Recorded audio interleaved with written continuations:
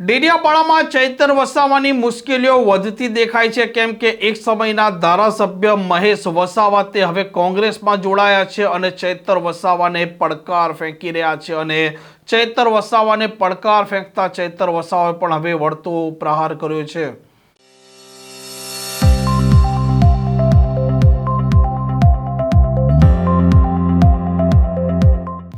નમસ્કાર, આપ જોઈ રહ્યા છો હોટલાઇન ન્યૂઝ અને હું છું આપની સાથે તોફિક ગાંચી. ડેડિયાપાડાના ધારાસભ્ય ચૈતર વસાવા જે પ્રકારે તેમના મત વિસ્તારના પ્રશ્નો છે તે સતત ઉઠાવતા હોય છે, બેબાક રીતે આદિવાસીના મુદ્દા છે તેને લઈને લડત આપતા હોય છે અને માનવામાં આવી રહ્યું હતું કે ડેડિયાપાડાના આ ધારાસભ્ય જે પ્રકારે તેમના વિસ્તારમાં તેમની પકડ બનાવી છે તેમને ટક્કર આપી શકે તેવો કોઈ હજી સુધી નેતા ઊભો નથી થયો. તેમાં ભારતીય જનતા પાર્ટી પણ હતી અને કોંગ્રેસ પણ હતી, પરંતુ છોટુ વસાવા જે એક સમયના દિગ્ગજ નેતા રહ્યા છે તેમના પુત્ર મહેશ વસાવા ભારતીય જનતા પાર્ટી છોડે છે, કોંગ્રેસ છે તેનું દામન તે પકડે છે અને ડેડિયાપાડાના તે ધારાસભ્ય પણ રહી ચૂક્યા છે અને હવે તે પડકાર આપી રહ્યા છે ધારાસભ્ય ચૈતર વસાવાને અને ચૈતર વસાવાએ વળતો પ્રહાર કર્યો છે.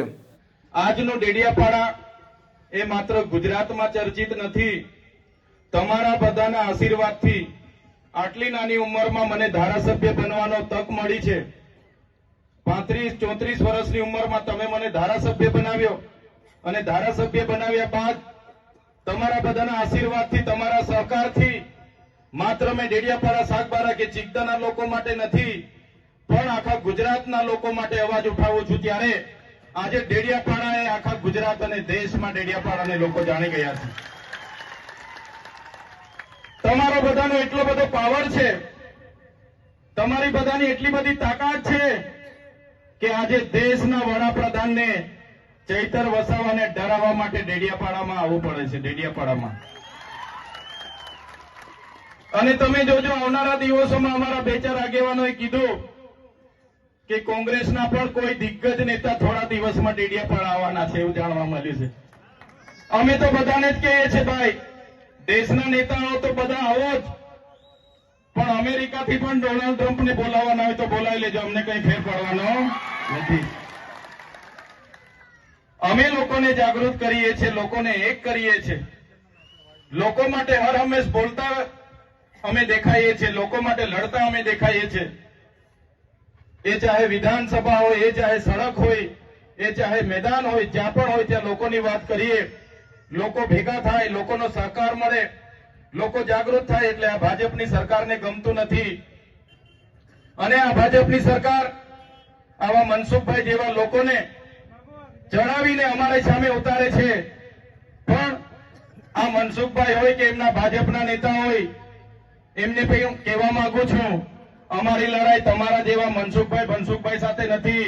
અમારી લડાઈ તો સીધી નરેન્દ્રભાઈ મોદી સાથે છે. નરેન્દ્રભાઈ મોદી અહીં આવ્યા હતા, જે પ્રતિમાને ફૂલહાર કર્યું, એ પ્રતિમા જયારે આપણે મૂકતા હતા ત્યારે આ જ ભાજપના, આ જ મનસુખભાઈ, આ જ આરએસએસ વાળાએ આપણને કીધું હતું કે આ ચૈતર વસાવા અર્બન નક્સલવાદી છે, અહીંયા નક્સલવાદ ફેલાવશે, બિરસા મુંડાને કેમ લાવ્યા છે. અને આપણો ખૂબ વિરોધ કર્યો તો પોલીસને ધાડે ને ધાડા અહીંયા ઉતારી દીધા હતા. યાદ છે ને બધાને? ધાડે ને ધાડા ડેડિયાપાડામાં ઉતાર્યા. આપણે લોકોને જાગૃત કર્યા અને લોકો જાગી ગયા. ત્યારે આજે ભાજપ વાળા જય બિરસા મુંડા, જય આદિવાસી બોલતા થઈ ગયા છે. થઈ ગયા છે કે નથી થઈ ગયા?